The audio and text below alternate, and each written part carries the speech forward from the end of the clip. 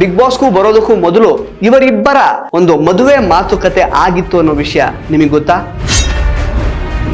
Big boss Dhanraj ಆಚಾರ್ಗೂ ಮತ್ತೆ Mokshitha pi ಅವ್ರಿಗೂ ಮದುವೆ ಮಾತುಕತೆ ಆಗಿತ್ತು. ಬಟ್ ಆದ್ರೆ ಯಾಕೆ ಈ ರೀತಿ ಗೊತ್ತಿಲ್ಲದೆ ಇರೋ ತರ ಪ್ರೊಜೆಕ್ಟ್ ಮಾಡ್ಕೊಂಡ್ರು? ಜೋಡಿ ಟಾಸ್ಕ್ ಅಲ್ಲಿ ಒಟ್ಟಿಗೆ ಜೋಡಿಯಾಗಿದ್ರು ಕೂಡ ಅವರಿಬ್ಬರ ಮಧ್ಯೆ ಸರಿಯಾಗಿ ಹೊಂದಾಣಿಕೆ ಆಗಿರ್ಲಿಲ್ಲ. ಇವರಿಬ್ಬರ ಮಧ್ಯೆ ಸಿಕ್ಕಾಪಟ್ಟೆ ಈಗೋ ಕ್ಲಾಶಸ್ ಆಗಿದೆ. ಅಂದ್ರೆ ಬಿಗ್ ಬಾಸ್ ನಾವು ನೋಡ್ತಾ ಇರೋರು ದಡ್ರು. ನಮಸ್ಕಾರ ಸ್ನೇಹಿತರೆ, ನ್ಯಾಷನಲ್ ಟಿವಿ ಅರ್ಪಿಸುವ ಬಿಗ್ ಬಾಸ್ ಅಪ್ಡೇಟ್ಗೆ ಸ್ವಾಗತ. ನಾನು ಸುಜಯರಾಜ್. ಸ್ನೇಹಿತರೆ, ಬಿಗ್ ಬಾಸ್ ಸೀಸನ್ 11 ಶುರುವಾಗಿ ಆಲ್ಮೋಸ್ಟ್ 100 ದಿನಗಳನ್ನ ಇನ್ನೇನು ಸ್ವಲ್ಪ ದಿನದಲ್ಲೇ ದಾಟುತ್ತೆ. ಸ್ನೇಹಿತರೆ, ಸೀಸನ್ 11 ಆಗಿರಬಹುದು ಅಥವಾ ಇಷ್ಟರ ತನಕ ಬಂದಿರುವಂತಹ ಬಿಗ್ ಬಾಸ್ ಸೀಸನ್ಗಳಲ್ಲಿ ಕಂಟೆಸ್ಟೆಂಟ್ಸ್ಗಳಾಗಿ ಯಾರೆಲ್ಲ ಮನೆ ಒಳಗಡೆ ಹೋಗಿರ್ತಾರಲ್ಲ, ಅದರಲ್ಲಿ ಕೆಲವೊಂದಷ್ಟು ಜನ ಹೊರಗಡೆಯಿಂದನೇ ಪರಿಚಯ ಇದ್ದವರು ಕೂಡ ಇರ್ತಾರೆ. ಕೆಲವೊಂದಷ್ಟು ಜನ ಕಂಟೆಸ್ಟೆಂಟ್ಸ್ ಯಾರಿಗೂ ಪರಿಚಯ ಇಲ್ದೇನೆ ಬಿಗ್ ಬಾಸ್ ಮನೆ ಒಳಗಡೆ ಪರಿಚಯ ಮಾಡ್ಕೊಂಡಿರೋರು ಕೂಡ ಇರ್ತಾರೆ. ಇನ್ಫ್ಯಾಕ್ಟ್ ಬಿಗ್ ಬಾಸ್ ಸೀಸನ್ 10ರಲ್ಲೂ ಕೂಡ ವಿನಯ್ ಅವರಾಗಿರಬಹುದು ಮತ್ತೆ ಕಾರ್ತಿಕ್ ಅವರಾಗಿರಬಹುದು, ಅವರೆಲ್ಲ ಮೊದಲೇ ಹೊರಗಡೆ ಪರಿಚಯ ಇತ್ತು. ಇನ್ಫ್ಯಾಕ್ಟ್ ಕಾರ್ತಿಕ್, ತನಿಷಾ ಅವರು ಕೂಡ ಹೊರಗಡೆಯಿಂದನೇ ಪರಿಚಯ ಇತ್ತು ಅವ್ರಿಗೆ. ಸೊ ಆ ಥರದ್ದು ಸಾಕಷ್ಟು ಹೊರಗಡೆ ಪರಿಚಯ ಇದ್ದು ಬಿಗ್ ಬಾಸ್ ಮನೆ ಒಳಗಡೆ ಕಂಟೆಸ್ಟೆಂಟ್ಸ್ಗಳಾಗಿ ಹೋಗಿರುವಂತಹ ಕಂಟೆಸ್ಟೆಂಟ್ಸ್ಗಳನ್ನ ನಾವು ನೋಡಿದ್ದೀವಿ. ಇನ್ಫ್ಯಾಕ್ಟ್ ಬಿಗ್ ಬಾಸ್ ಸೀಸನ್ 11ರಲ್ಲೂ ಕೂಡ ತ್ರಿವಿಕ್ರಮ್ ಮತ್ತು ಮಂಜಣ್ಣ ಅವರಿಗೆ ಹೊರಗಡೆನೆ ಪರಿಚಯ ಇತ್ತು. ಹಾಗೆಯೇ ತ್ರಿವಿಕ್ರಮ್ ಅನುಷಾ ರೈ ಅವರಿಗೆ ಹೊರಗಡೆ ಪರಿಚಯ ಇತ್ತು. ಧರ್ಮ ಮತ್ತು ಅನುಷಾ ರೈ ಅವರಿಗೆ ಹೊರಗಡೆನೆ ಪರಿಚಯ ಇತ್ತು. ಅವರೆಲ್ಲ ಕಂಟೆಸ್ಟೆಂಟ್ಸ್ಗಳಾಗಿ ಒಳಗಡೆ ಒಳಗಡೆ ಬರುವಾಗ ಆಶ್ಚರ್ಯಚಕಿತರಾಗಿ ಅವರು ರಿಯಾಕ್ಟ್ ಮಾಡಿದ್ದು ಉಂಟು. ಓ, ನೀವು ಬಂದಿದ್ದೀರಾ ಆ ರೀತಿ ಅಲ್ಲ.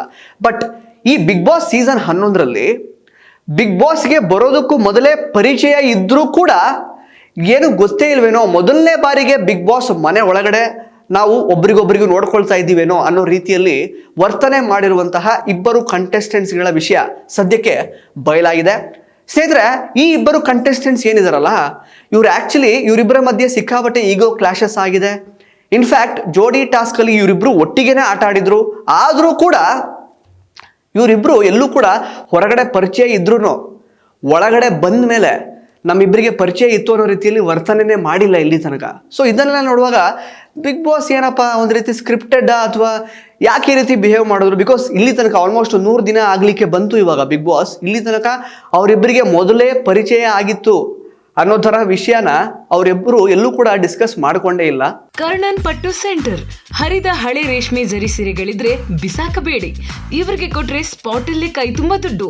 ಇನ್ನು ಡೀಟೇಲ್ಸ್ ಬೇಕು ಅಂದ್ರೆ 6380413916 ಈ ನಂಬರ್ಗೆ ಕಾಲ್ ಮಾಡಿ.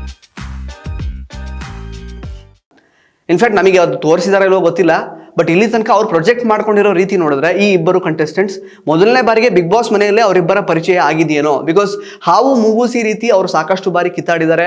ಜೋಡಿ ಟಾಸ್ಕ್ ಅಲ್ಲಿ ಒಟ್ಟಿಗೆ ಜೋಡಿಯಾಗಿದ್ರು ಕೂಡ ಅವರಿಬ್ಬರ ಮಧ್ಯೆ ಸರಿಯಾಗಿ ಹೊಂದಾಣಿಕೆ ಆಗಿರಲಿಲ್ಲ. ನಾನು ಯಾರ ಬಗ್ಗೆ ಹೇಳ್ತಾ ಇದ್ದೀನಿ ಅನ್ನೋದ್ರ ಬಗ್ಗೆ ನಿಮಗೆ ಸಾಕಷ್ಟು ಅನುಮಾನಗಳು ಈಗಾಗಲೇ ಬಂದಿರುತ್ತೆ. ಅಫ್ಕೋರ್ಸ್ ನೀವು ತಮ್ನೇಲ್ ಕೂಡ ನೋಡ್ಬಿಟ್ಟಿರ್ತಾರೆ ಆಲ್ರೆಡಿ. ಇನ್ಫ್ಯಾಕ್ಟ್ ಜೋಡಿ ಟಾಸ್ಕ್ ಅಲ್ಲಿ ಇವರಿಬ್ರು ಬಿಗ್ ಬಾಸ್ ಮನೆ ಒಳಗಡೆ ಕಂಟೆಸ್ಟೆಂಟ್ಸ್ ಆಗಿದ್ರು. ಆದ್ರೆ ಮನೆ ಹೊರಗೆ ಬಿಗ್ ಬಾಸ್ಗೂ ಬರೋದಕ್ಕೂ ಮೊದಲು ಇವರಿಬ್ಬರ ಒಂದು ಮದುವೆ ಮಾತುಕತೆ ಆಗಿತ್ತು ಅನ್ನೋ ವಿಷಯ ನಿಮಗೆ ಗೊತ್ತಾ? ನಾನು ಮಾತಾಡ್ತಾ ಇರೋದು ಬಿಗ್ ಬಾಸ್ ಧನರಾಜ್ ಮತ್ತು ಮೋಕ್ಷಿತಾ ಅವರ ಮದುವೆ ಮಾತುಕತೆ ಆಗಿತ್ತು ಅನ್ನುವಂತಹ ವಿಷಯ ನಿಮಗೆ ಗೊತ್ತಾ ಅಂತ ನಾನು ಕೇಳ್ತಾ ಇದ್ದೀನಿ. ಎಸ್ ಸ್ನೇಹಿತರೆ, ನಾನು ಹೇಳ್ತಾ ಇರೋದು ಸತ್ಯನೇ. ಬಿಗ್ ಬಾಸ್ ಧನರಾಜ್ ಆಚಾರ್ಗೂ ಮತ್ತೆ ಮೋಕ್ಷಿತಾ ಪೈ ಅವ್ರಿಗೂ ಮದುವೆ ಮಾತುಕತೆ ಆಗಿತ್ತು. ಅಂದ್ರೆ ಬೇರೆ ಏನಿಲ್ಲ, ಮಧುಮಗ ಅನ್ನುವಂತಹ ವೆಬ್ ಸೀರೀಸ್ ನಲ್ಲಿ ಇವರಿಬ್ಬರ ಮದುವೆ ಮಾತುಕತೆ ಆಗುವಂತಹ ಒಂದು ಸಿಚುವೇಶನ್ ಮತ್ತೆ ಸೀನ್ ಬರುತ್ತೆ. ಈ ಒಂದು ವೆಬ್ ಸೀರೀಸ್ ಟಾಕೀಸ್ ಕನ್ನಡ ಅನ್ನುವಂತಹ ಯೂಟ್ಯೂಬ್ ನಲ್ಲಿ ಅಪ್ಲೋಡ್ ಆಗಿದೆ. ಬಟ್ ಇಲ್ಲಿ ಮೂಡ್ತಾ ಇರುವಂತಹ ಒಂದೇ ಒಂದು ಪ್ರಶ್ನೆ ಏನ್ ಗೊತ್ತಾ?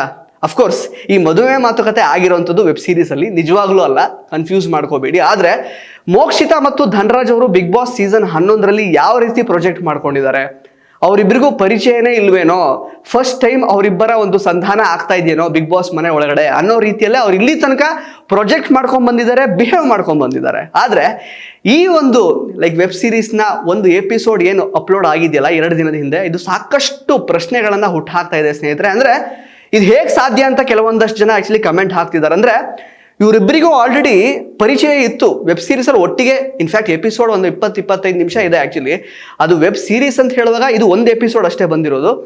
ಇಡೀ ಸೀರೀಸ್ ಅಲ್ಲಿ ಎಷ್ಟು ಎಪಿಸೋಡ್ ಇದೆಯೋ ಗೊತ್ತಿಲ್ಲ. ಸೊ ಒಟ್ಟಿಗೆ ವರ್ಕ್ ಮಾಡಿರೋದಂತೂ ಪಕ್ಕ ಫಿಕ್ಸ್, ಅದರಲ್ಲಿ ಏನು ಡೌಟೇ ಇಲ್ಲ. ಬಟ್ ಹಂಗಿದ ಮೇಲೆ ಇವ್ರು ಯಾಕೆ ಒಳಗಡೆ ಗೊತ್ತಿಲ್ಲದೆ ಇರೋರ ಥರ ಆ್ಯಕ್ಟ್ ಮಾಡ್ತಿದ್ದಾರೆ ಅಥವಾ ಆ ರೀತಿ ಯಾಕೆ ಪ್ರೊಜೆಕ್ಟ್ ಮಾಡ್ಕೊಳ್ತಿದ್ದಾರೆ ಅನ್ನುವಂತಹ ಪ್ರಶ್ನೆ ಈಗ ಉದ್ಭವ ಆಗ್ತಾ ಇದೆ. ಹಾಗೆ ನೋಡಿದ್ರೆ ಬಿಗ್ ಬಾಸ್ ಸೀಸನ್ 11 ಸ್ಕ್ರಿಪ್ಟೆಡ್ ಅಲ್ಲ ಅಂತ ಸಾಕಷ್ಟು ಸೀಸನ್ಗಳಲ್ಲಿ, ಅಂದರೆ 11 ಸೀಸನ್ಗಳಲ್ಲಿ ಶೋ ನಡೆಸುವಂಥವ್ರು ಹೇಳ್ಕೊಂಡು ಬಂದಿದ್ದಾರೆ. ಅಫ್ಕೋರ್ಸ್ ಸ್ಕ್ರಿಪ್ಟೆಡ್ ಅಲ್ಲ ಅಂತ ಸಾಕಷ್ಟು ಸಾರಿ ಅವರೇ ಸಾಬೀತು ಕೂಡ ಮಾಡಿದ್ದಾರೆ, ಅದು ಬೇರೆ ಪ್ರಶ್ನೆ. ಆದರೆ ಈ 2 ಕಂಟೆಸ್ಟೆಂಟ್ಸ್ ಹೊರಗಡೆ ಪರಿಚಯ ಇದ್ರೂ ಕೂಡ ಒಳಗಡೆ ಬಂದ ಮೇಲೆ ಇನ್ಫ್ಯಾಕ್ಟ್ ಹೊಂದಾಣಿಕೆ ಮಾಡ್ಕೋಬೇಕಾಗಿತ್ತಲ್ವ. ಅಂದರೆ ಅಷ್ಟರ ಮಟ್ಟಿಗೆ ತುಂಬ ಕ್ಲೋಸ್ ಥಿಕ್ ಕನೆಕ್ಷನ್ ಬೆಳೆಸ್ಕೋಬೇಕು ಅಂತ ಹೇಳ್ತಾ ಇಲ್ಲ, ಬಟ್ ಇಲ್ಲೂ ಕೂಡ ಅವರಿಬ್ಬರ ನಡುವೆ ಏನೋ ಒಂದು ರೀತಿಯಲ್ಲಿ ಈ ಥರ ಕೆಲಸ ಮಾಡಿದ್ರು ಒಟ್ಟಿಗೆ ಅನ್ನೋ ರೀತಿಯಲ್ಲಿ ಅವ್ರು ಪ್ರೊಜೆಕ್ಟೇ ಮಾಡ್ಕೊಂಡಿಲ್ಲ. ಜೊತೆಗೆ ಜೋಡಿ ಅಂತ ಬರುವಾಗ ಅವರಿಬ್ಬರ ಮಧ್ಯೆ ಏನೋ ಒಂದು ಒಳ್ಳೆ ರೀತಿಯಲ್ಲಿ ಒಂದು ಬಾಂಡಿಂಗ್ ಇರಬೇಕಾಗಿತ್ತು, ಒಂದು ಒಳ್ಳೆ ಅಂಡರ್ಸ್ಟ್ಯಾಂಡಿಂಗ್ ಇರಬೇಕಾಗಿತ್ತು, ಅದಂತೂ ಬರಲೇ ಇಲ್ಲ. ಇನ್ಫ್ಯಾಕ್ಟ್ ಅವರಿಬ್ಬರ ಮಧ್ಯೆ ಸಿಕ್ಕಾಪಟ್ಟೆ ಈಗೋ ಕ್ಲಾಶಸ್ ಆಯಿತು. ಕಳಪೆ ಅಂತ ಬರುವಾಗ ಸಾಕಷ್ಟು ಬಾರಿ ಮೋಕ್ಷಿತಾ ಅವರು ಧನ್ರಾಜ್ ಆಚಾರ್ ಅವರ ಹೆಸರನ್ನು ತಗೊಳ್ತಾರೆ. ಅವರಿಬ್ಬರ ಮಧ್ಯೆ ಇನ್ಫ್ಯಾಕ್ಟ್ ಮೋಕ್ಷಿತಾ ಅವರ ತಪ್ಪುಗಳನ್ನು ಎತ್ತಿ ಹೇಳಿದ್ದೆ ಧನರಾಜ್ ಆಚಾರ್ ಅವರು ತುಂಬ ಸುಮಾರು ಸಲ. ಜೋಡಿಯಾಗಿದ್ರು ಕೂಡ ಅವರಿಬ್ಬರ ಮಧ್ಯೆ ಕನೆಕ್ಷನ್ನೇ ಬರಲಿಲ್ಲ, ಸರಿಯಾಗಿ ಟಾಸ್ಕ್ ಅನ್ನ ಪರ್ಫಾರ್ಮ್ ಮಾಡೋಕ್ಕೆ ಆಗಲಿಲ್ಲ. ಬಟ್ ಈಗೇನೋ ಸರಿಯಾಗಿದೆ ಮನೆ ಒಳಗಡೆ, ಅಂದರೆ ಸರಿಯಾಗಿದೆ ಇನ್ ದ ಸೆನ್ಸ್ ಅವರಿಬ್ಬರ ಮಧ್ಯೆ ಜಗಳ ಇಲ್ಲ.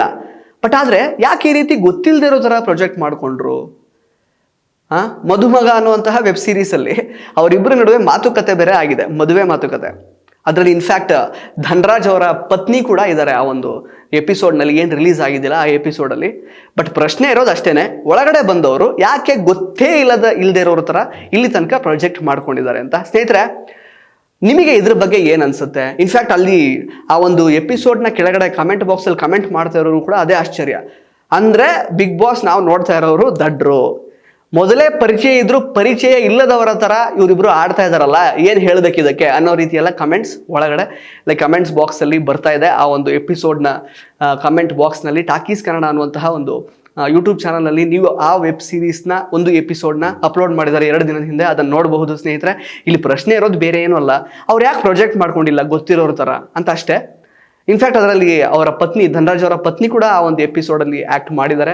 ಬಹುಶಃ ವೆಬ್ ಸೀರೀಸಲ್ಲಿ ಸಾಕಷ್ಟು ಎಪಿಸೋಡ್ಸ್ ಇರುತ್ತೆ, ಬಟ್ ಇಬ್ಬರು ಒಟ್ಟಿಗೆ ವರ್ಕ್ ಮಾಡಿದ ಮೇಲೆ ಅದೇನೋ ಒಂದು ಅಂಡರ್ಸ್ಟ್ಯಾಂಡಿಂಗೋ ಸಮಥಿಂಗ್ ಅಥವಾ ಗೊತ್ತಿದೆ ಅನ್ನೋ ಥರ ಏನಾದರೂ ಒಂದು ಪ್ರೊಜೆಕ್ಷನ್ ಇರಬೇಕಿತ್ತಲ್ಲ, ಅದಿಲ್ಲ ಅನ್ನೋ ಕಾರಣಕ್ಕೆ. ಬಟ್ ಬಿಗ್ ಬಾಸ್ ಧನರಾಜ್ ಮತ್ತು ಮೋಕ್ಷಿತಾ ಅವ್ರ ನಡುವೆ ವೆಬ್ ಸೀರೀಸಲ್ಲಿ ಮದುವೆ ಮಾತುಕತೆ ಆಗಿದ್ರು ಕೂಡ ಮನೆ ಒಳಗಡೆ ಜೋಡಿ ಆದಮೇಲೂ ಅವರಿಬ್ಬರ ಮಧ್ಯೆ ಅಂಡರ್ಸ್ಟ್ಯಾಂಡಿಂಗ್ ಬಂದಿಲ್ಲ. ಸೊ ಸ್ನೇಹಿತರೆ, ಈ ಒಂದು ವಿಚಾರದ ಬಗ್ಗೆ ನಾವು ಇದನ್ನು ಈ ಒಂದು ಬಿಗ್ ಬಾಸ್ ಸೀಸನ್ನ ನೋಡ್ಕೊಂಡ್ರೆ ಯಾರ್ಯಾರು ಕಂಟೆಸ್ಟೆಂಟ್ಸ್ಗಳಿಗೆ ಪರಿಚಯ ಇಲ್ವೋ, ಸೊ ಅವರಿಬ್ಬರ ಮಧ್ಯೆ ಯಾವ ರೀತಿ ಕನೆಕ್ಷನ್ ಬಿಲ್ಡ್ ಆಗುತ್ತೆ ಅಂತ ನೋಡ್ಕೊಂಡು ಕಾತುರದಿಂದ ನಾವೊಂದು ಇಂಟ್ರೆಸ್ಟಿಂಗ್ ಒಂದು ಫ್ಯಾಕ್ಟರ್ ಅಲ್ವಾ ಅದು. ತ್ರಿವಿಕ್ರಮ್ ಮಂಜು ಅವರಿಗೆ ಪರಿಚಯ ಇತ್ತು, ತ್ರಿವಿಕ್ರಮ್ ಅನುಷಾರೈ ಅವರಿಗೆ ಪರಿಚಯ ಇತ್ತು, ಬಟ್ ಬೇರೆ ಬೇರೆ ಕ್ಷೇತ್ರಗಳಲ್ಲಿ ಹೆಸರು ಮಾಡಿರುವಂಥವ್ರು ಈಗ ಮನೆ ಒಳಗಡೆ ಒಟ್ಟಿಗೆ ಬಂದಾಗ, ಬೇರೆ ಬೇರೆ ವ್ಯಕ್ತಿತ್ವ ಇರುವಂತಹ ವ್ಯಕ್ತಿಗಳು ಒಟ್ಟಿಗೆ ಬಂದಾಗ ಅಲ್ಲಿ ಏನೋ ಒಂದು ಹೊಸದು ಜನರೇಟ್ ಆಗುತ್ತೆ. ಅಲ್ಲೊಂದು ಫನ್ ಇರಬಹುದು, ಇನ್ನೊಂದೇನೋ ಫ್ರಿಕ್ಷನ್ ಇರಬಹುದು, ಅಥವಾ ಬೇರೆ ಥರದ್ದೇ ಒಂದು ಎಂಟರ್ಟೈನ್ಮೆಂಟ್ ಕ್ರಿಯೇಟ್ ಆಗುತ್ತಲ್ವ. ಅದಕ್ಕೋಸ್ಕರನೇ ನಾವು ಎದುರು ನೋಡೋದು ಬಿಗ್ ಬಾಸ್ ನೋಡುವಂತಹ ಪ್ರೇಕ್ಷಕರು. ಸೊ ಪರಿಚಯ ಇದ್ದವರು ಕೂಡ ಪರಿಚಯ ಇಲ್ಲದವ್ರ ಥರ ಆಟ ಆಡ್ತಾ ಇದ್ರೆ ಅದಕ್ಕೆ ಏನು ವ್ಯಾಖ್ಯಾನ ಕೊಡೋದು? ಅದನ್ನು ಯಾವ ರೀತಿ ಅರ್ಥ ಮಾಡ್ಕೊಳ್ಳೋದು? ನಾವು ನೋಡ್ತಾ ಇರೋರೇ ದಡ್ರ ಆಗಾದ್ರೆ ಬಿಗ್ ಬಾಸ್ನ, ಈ ರೀತಿ ಒಂದು ಪ್ರಶ್ನೆ ಮೂಡುತ್ತೆ. ಸ್ನೇಹಿತರೆ, ನಿಮಗೆ ಈ ವಿಷಯದ ಬಗ್ಗೆ ಏನು ಅನ್ಸುತ್ತೆ ಅಂತ ದಯವಿಟ್ಟು ಕಮೆಂಟ್ ಬಾಕ್ಸಲ್ಲಿ ಕಮೆಂಟ್ ಮಾಡಿ ತಿಳಿಸಿ. ಧನ್ಯವಾದ.